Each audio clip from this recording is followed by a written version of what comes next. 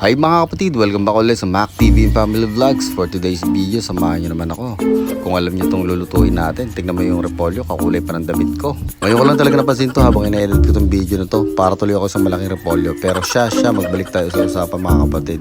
Hulaan nyo naman, i-comment nyo naman kung ano itong lulutuin natin ngayong tanghalian. Tara, let's go, samahan nyo ako hanggang matapos itong video na to. At huwag mo na rin kalimutan mag-comment at mag-share sa video na to pagkatapos pa napanood. Let's go!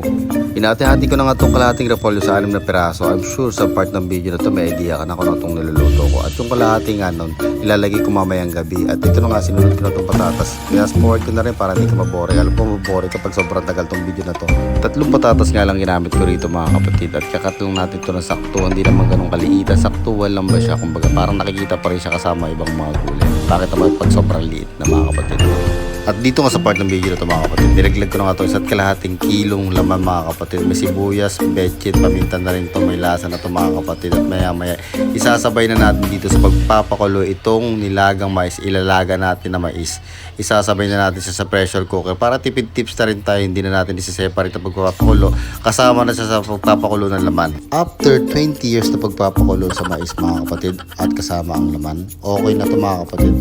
Pwede na natin to. Ayan, malapit na. Paluto na itong niluluto natin. Tara, let's go. Samahan nyo kami. Kakain na tayo. Eto na mga kapatid. Alam nyo na kasunod dito. Bakbakan na ito mga kapatid. I'm sure sana nagustuhan nila itong niluto natin ngayon ng nilagang baboy. Pinauna ko na nga sila kasi nga alaga ko pa si Elos nung mga oras na to. Ito mga kapatid, kumakain na nga si Atina at si mami niya. At eto na nga. Ako na nga babanat. Sabi ko sa susunod na vlog natin, sa susunod na upload natin, magpapakita naman tayo na tayo naman nakakain ng niluto natin para maging fair din naman sa lahat na hindi lang si Atina nakikita mga kapatid, kundi kasama na rin ako habang kumakain, nakabidyo tayo para maging fair nga. Kumbaga, talagang lalasapin natin itong niluto natin ng nilagang baboy. Sa tanghalian, masarap to.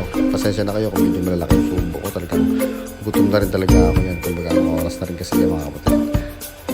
Hanggang dito na lang mga kapatid. At kung umabot ka dito sa part ng video na to mga kapatid, maraming salamat sa iyo at pinatapos mo itong video na to.